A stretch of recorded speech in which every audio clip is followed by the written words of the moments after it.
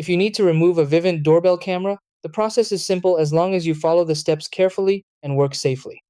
Start by gathering the basic tools you may need, including a T5 mini screwdriver, a small flathead screwdriver, wire cutters, and a drill if the mount is firmly anchored.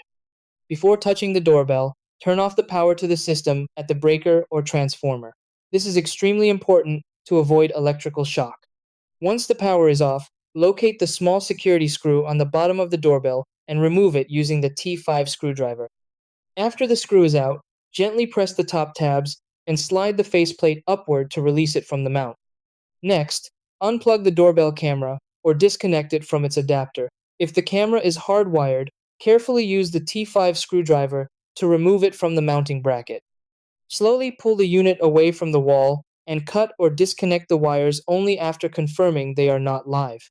Take your time to avoid damaging the wiring if you plan to reuse it later. If you plan to store or discard the device, it's a good idea to perform a factory reset. To do this, press and hold the doorbell button until the light turns red.